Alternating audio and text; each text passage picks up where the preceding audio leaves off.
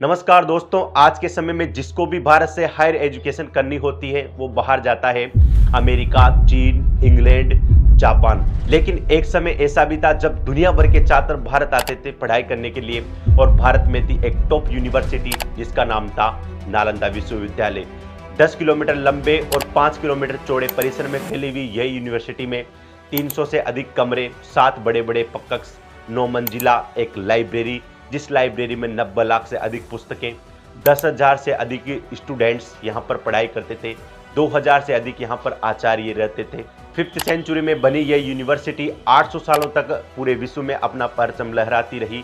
लेकिन फिर 12th century में एक पागल सन की मूर्ति पूजकों का विरोधी बख्तियार खिलजी आता है और इस नालंदा यूनिवर्सिटी को ध्वस्त कर देता है और यहाँ पर सभी बौद्ध भिक्षुओं को मार दिया जाता है। यहाँ पर पढ़ने वाले 10,000 स्टूडेंट्स का कत्लेआम कर दिया जाता है और उसके बाद में नालंदा यूनिवर्सिटी के आकर्षण का सबसे बड़ा केंद्र यहाँ की विशाल लाइब्रेरी को आग लगा दी जाती है और वर्षों की मेहनत आग के साथ में जल करके राख हो जाती है। लेकिन सवाल ये उठता है कि क्यों? आखिर बख्तियार खिलजी को इस यूनिवर्सिटी से ऐसा कौन सा खतरा था जिसकी वजह से इसने नालंदा यूनिवर्सिटी को ध्वस्त कर दिया? तो आइए दोस्तों जानते हैं आज के वीडियो में नालंदा यूनिवर्सिटी की मिस्ट्री के बारे में। आखिर क्यों बख्तियार खिलजी ने इसको जलाया और इस नालंदा यूनिवर्सिटी के विशाल पुस्तकालय में आखिर क्या था? दोस्तों, नालंदा शब्द संस्कृत के 3 शब्दों से मिलकर बना हुआ है, ना प्लस आलम प्लस दा, जिसका अर्थ होता है ज्ञान रूपी उपहार जिस पर कोई प्रतिबंध नहीं है। नालंदा यूनिवर्सिटी वर्तमान में आपको मिलेगी बिहार राज्य की राजधानी पटना से 92 किलोमीटर दूर और बिहार शरीफ से 12 किलोमीटर दक्षिण में स्थित है। और कहा जाता है कि इस यूनिवर्सिटी का निर्माण गुप्त वंश के सबसे प्रतापी शासक कुमार गुप्त के द्वारा 5th सेंचुरी में करवाया गया था। नालंदा यूनिवर्सिटी की जब खुदाई की गई तो 1.5 लाख वर्ग फीट में नालंदा यूनिवर्सिटी के अवशेष मिले और कहा जाता है कि यह इस यूनिवर्सिटी के अवशेषों का सिर्फ 10% है। यानी नालंदा यूनिवर्सिटी के 1.5 लाख वर्ग फीट में जो अवशेष मिले वो इस यूनिवर्सिटी का मात्र 10% है। इससे आप इस यूनिवर्सिटी की विशालता का अंदाजा लगा सकते हैं। इस यूनिवर्सिटी में 300 से अधिक कमरे, 7 बड़े बड़े कक्ष और एक 9 मंजिला लाइब्रेरी, अलग अलग से कमरे थे। यहाँ पर 10,000 से अधिक स्टूडेंट्स, 2,000 से अधिक आचार्य रहते थे। इस समय जब नालंदा यूनिवर्सिटी का परचम पूरी दुनिया भर में लहरा रहा था तो दुनिया भर के छात्र यहाँ पर पढ़ने के लिए आते थे। लाइक अमेरिका, चीन, जापान, इंडोनेशिया, कोरिया और इंग्लैंड जैसे देशों से भी यहाँ पर स्टूडेंट्स अध्ययन के लिए आते थे। और यहाँ पर इस यूनिवर्सिटी यानी नालंदा यूनिवर्सिटी में 4 वेद और उपनिषदों के साथ साथ literature, astrology, astronomy, data science, history, उसके बाद में ग्रामर और आदि आयुर्वेद, मेडिसिन जैसे सब्जेक्ट्स, और कहा जाता है कि लगभग 108 विषयों के बारे में इस नालंदा यूनिवर्सिटी के परिसर में पढ़ाया जाता था। इस यूनिवर्सिटी की पॉपुलैरिटी का अंदाजा इस बात से लगाया जा सकता है कि यहाँ पर पढ़ने वालों में धर्मपाल, धर्मकीर्ति, वसुबंधु, नागार्जुन जैसे महान विद्वान शामिल थे। नागार्जुन वो विद्वान थे जिन्होंने शून्यता के सिद्धांत दिया था और कहा जाता है कि एक समय महान मैथमेटिशियन आर्यभट्ट नालंदा यूनिवर्सिटी के इंचार्ज हुआ करते थे। लेकिन नालंदा यूनिवर्सिटी में जो सबसे बड़े आकर्षण का केंद्र था वो था यहाँ की विशाल लाइब्रेरी, जो कि आगे चलकर इस यूनिवर्सिटी के नष्ट होने तक की वजह बनी। इस लाइब्रेरी का नाम था धर्मगंज और 9 मंजिला ये लाइब्रेरी थी और इस लाइब्रेरी में 90 लाख से अधिक पुस्तकें थी। इन पुस्तकों में धार्मिक पुस्तकें, रिसर्च पेपर्स, कुछ साइंस से रिलेटेड पुस्तकें, स्पेस से रिलेटेड पुस्तकें, आदि पुस्तकें और रिसर्च पेपर्स यहाँ पर भारी मात्रा में थे। और इस लाइब्रेरी को 9 मंजिला इमारत के माध्यम से बनाया गया था। इस लाइब्रेरी को 3 भागों में उस समय डिवाइड किया गया था।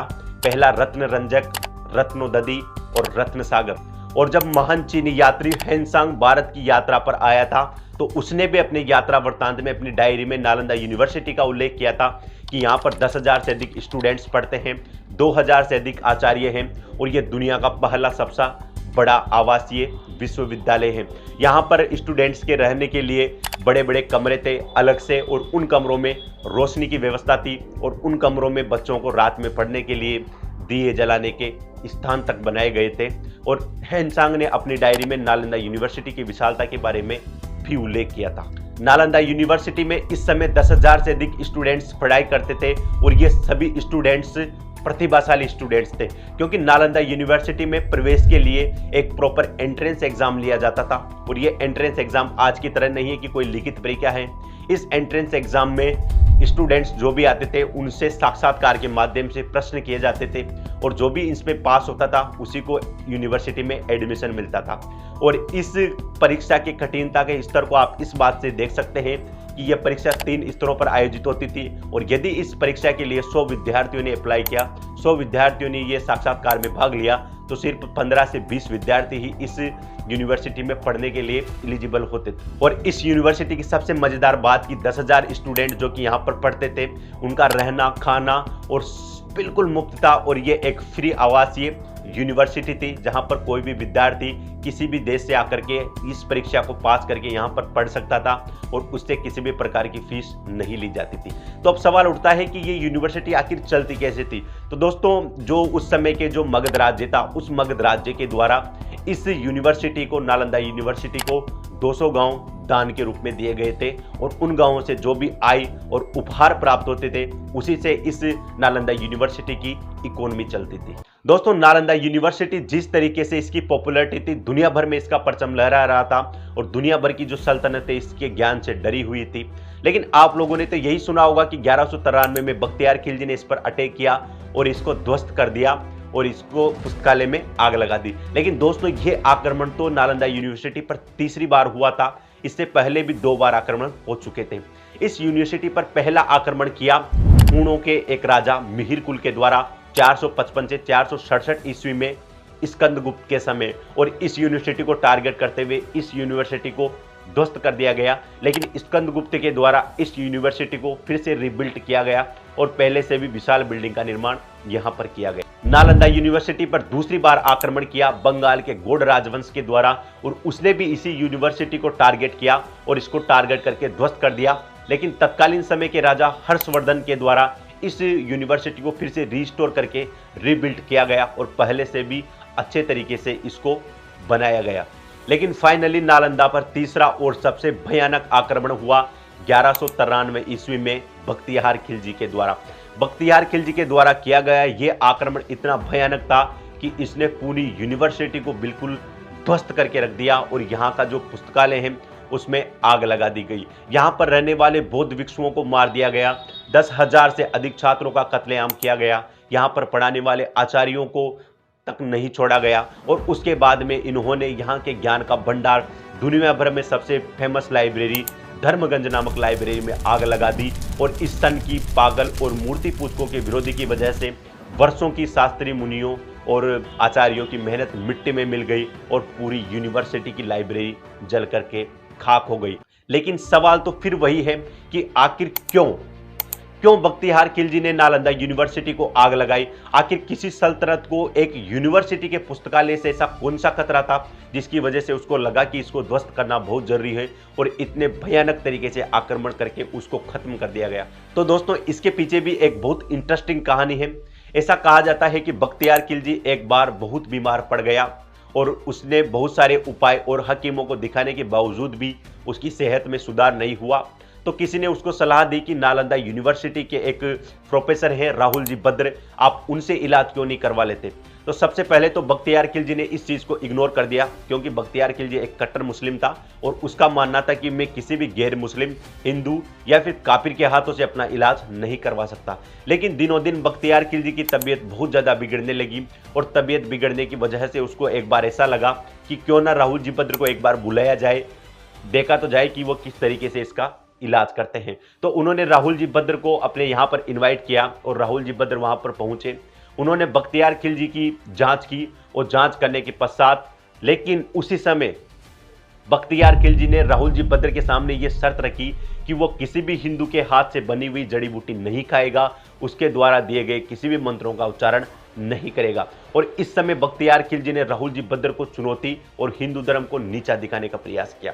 लेकिन बख्तियार खिलजी की बीमारी को जांचने के बाद में राहुल जी भद्र ने उनको आश्वासन दिया कि आप बिल्कुल ठीक हो जाएंगे और राहुल जी भद्र ने उनको कुरान की कुछ प्रतियां दी और उनको डेली पढ़ने के लिए कहा और बख्तियार खिलजी ने भी वैसा ही किया और उन्होंने बहुत डेली दिन प्रतिदिन वो उन प्रतियों को पढ़ता गया और उसकी बीमारी ठीक होती गई। दोस्तों, राहुल जी बद्र ने जो प्रतियां बख्तियार खिलजी को दी थी, उन पर राहुल जी बद्र के द्वारा औषधियों का लेप कर दिया गया था, क्योंकि राहुल जी बद्र को पता था कि जैसे ही बख्तियार खिलजी इस कुरान को के पेज पलटेगा तो एक बार ऐसे मुंह से जरूर लगाएगा और उससे लगाने के थ्रू उसके शरीर में ये दवा प्रवेश कर जाएगी और उसको पता भी नहीं चलेगा और उसकी बीमारी भी ठीक हो जाएगी।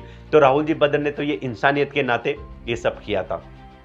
लेकिन जैसे ही बख्तियार खिलजी को इसके बारे में पता चला, वो आग बबूला हो गया और इनसिक्योरिटी और जेलिसी से भरा हुआ बख्तियार खिलजी ने यह कहा कि इन हिंदुओं के पास में मुस्लिम हकीमों से ज्यादा ज्ञान कैसे है और ये ज्ञान का सोर्स क्या है। और बख्तियार खिलजी को लगा कि यदि इस तरह की बीमारियों को इन हिंदुओं के द्वारा ठीक किया जा सकता है तो पूरी दुनिया पर राज करना तो लगभग नामुमकिन है। तो उन्होंने यानी बख्तियार खिलजी ने ये फैसला किया कि मैं इस ज्ञान को, सोर्स को ही बर्बाद कर दूंगा, इसको ही नष्ट कर दूंगा, ताकि हिंदुओं के पास भी किसी भी तरह की औषधियों का ज्ञान न रह सके। इसलिए बख्तियार खिलजी ने फैसला किया कि इनके सबसे बड़े ज्ञान के सोर्स नालंदा यूनिवर्सिटी की धर्मगंज लाइब्रेरी को नष्ट कर दिया जाएगा। और इसी मानसिकता के साथ में बख्तियार खिलजी हजारों लाखों की सैनिकों के साथ में नालंदा यूनिवर्सिटी पर अटैक कर देता है और अपने घोड़ों के पैरों से नालंदा यूनिवर्सिटी को कुचल देता है। वहां पर पढ़ाई कर रहे छात्रों को मार दिया जाता है, वहां पर रह रहे आचार्यों तक को मार दिया जाता है और इनके बावजूद भी नालंदा यूनिवर्सिटी की सबसे फेमस लाइब्रेरी धर्मगंज लाइब्रेरी को आग लगा दी जाती है और 90 लाख पुस्तकें, वर्षों की मेहनत, धार्मिक पुस्तकें, रिसर्च पेपर जल करके राख हो जाते हैं। दोस्तों, ऐसा कहा जाता है कि जिस समय इस लाइब्रेरी में आग लगाई गई थी तो यहां पर पुस्तकों की संख्या इतनी विशाल थी, इतनी ज्यादा थी कि इस लाइब्रेरी को जलने में भी 6 महीने का समय लगा था और 6 महीने तक नालंदा की यूनिवर्सिटी धक धक करते हुए जलती रही। और इसी तरह नालंदा यूनिवर्सिटी को जिस तरीके से ध्वस्त किया गया, फिर दोबारा से इसको बनाना लगभग नामुमकिन था, क्योंकि वहां पर कुछ ऐसा बचा ही नहीं था जिसके बेस पर इसको खड़ा किया जा सके। लेकिन समय बीतता गया, वर्ष गुजरते गए, नालंदा यूनिवर्सिटी का सिर्फ नाम ही रह गया। लेकिन एक समय ऐसा आया जब नालंदा यूनिवर्सिटी की खोज करने वाले एक अंग्रेज अधिकारी को एक चीनी यात्री की एक डायरी मिली।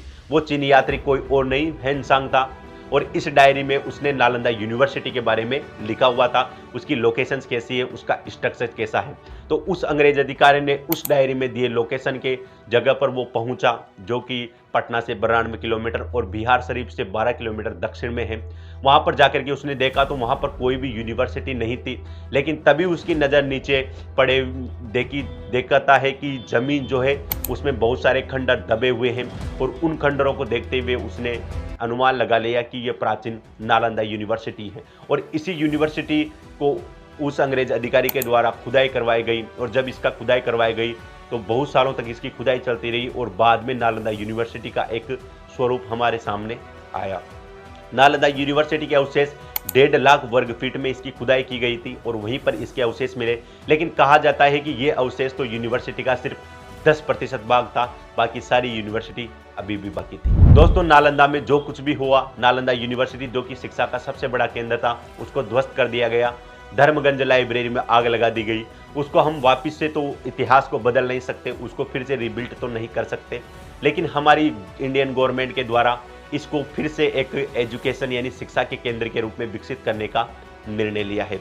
और ये विचार सबसे पहले आया था 2006 में तत्कालीन राष्ट्रपति एपीजे अब्दुल कलाम जी को। एपीजे अब्दुल कलाम जी ने इसके बारे में ये कहा था कि इस नालंदा यूनिवर्सिटी जिससे लोगों की फीलिंग्स जुड़ी हुई हैं, यहाँ को एजुकेशन हब बनाना चाहिए। तो 2010 में इंडियन गवर्नमेंट के द्वारा नालंदा यूनिवर्सिटी एक्ट 2010 पार्लियामेंट में पास किया गया और इस यूनिवर्सिटी को दोबारा से बनाने के लिए एक गवर्निंग बॉडी का भी गठन किया गया। जो गवर्निंग बॉडी नालंदा यूनिवर्सिटी के लिए बनाई गई थी, उसके चेयरमैन के रूप में अमर्त्य सेन, जो कि फेमस इकोनॉमिस्ट और नोबेल पुरस्कार विजेता है, उनको नियुक्त किया गया और उसके बाद में इस यूनिवर्सिटी को बनाने का काम निरंतर चल रहा है। दोस्तों, ये यूनिवर्सिटी जो अभी नई न्यू कैंपस इसका बनाया जा रहा है, ये ओल्ड यूनिवर्सिटी से थोड़ा दूर है और वहाँ पर क्योंकि ओल्ड यूनिवर्सिटी तो यूनेस्को की विश्व धरोहर में शामिल है और उसका संरक्षण यूनेस्को के द्वारा किया जाता है। लेकिन भारतीय सरकार के द्वारा लोगों की फीलिंग्स को देखते हुए वहाँ पर एक नई यूनिवर्सिटी, नए कैंपस नालंदा यूनिवर्सिटी का निर्माण किया जा रहा है और कुछ समय बाद उसमें एडमिशन भी स्टार्ट हो चुके हैं। तो दोस्तों, जो कुछ भी हुआ हमारे इतिहास में, उसको हमारे लिए जानना बहुत ज़रूरी है, क्योंकि हम अक्सर हम पश्चिमी सभ्यताओं का अनुकरण करते हुए नजर आते हैं कि पश्चिम ने ये सब किया, लेकिन जो ज्ञान भारत से गया था वो भारत से इस यूनिवर्सिटी के इस पुस्तकालय में इसकी बहुत बड़ा योगदान था। और सभी भारतीय होने के नाते उनको अपने इतिहास के बारे में जानना बहुत जरूरी है कि हमारे पास में क्या था और आक्रमणकारियों के आक्रमण में हम सभी लोगों ने क्या खोया। तो दोस्तों, ये चर्चा यही समाप्त होती है और आपने नालंदा यूनिवर्सिटी के इतिहास और इसकी मिस्ट्री के बारे में समझ में आ ही गया होगा। और हम सभी इस नालंदा यूनिवर्सिटी और वहाँ के आचार्य और वहाँ पर पढ़ने वाले सभी स्टूडेंट्स को भावपूर्ण श्रद्धांजलि अर्पित करते हैं। और इस तरह की यूनिवर्सिटीज़ को वापस से खड़ा किया जाए, इससे सरकार के प्रयास की सराहना करते हैं। तो दोस्तों, आप सभी को ये वीडियो बहुत अच्छा लगा होगा। अगर आप इसी तरह के और वीडियोस देखना चाहते हैं तो हमारे चैनल को सब्सक्राइब करें और हमें कमेंट करके ज़रूर बताएं कि नेक्स्ट टॉपिक किस विषय पर होना चाहिए। आप सभी लोगों का इस चर्चा में जुड़ने के लिए बहुत बहुत धन्यवाद। Thank you.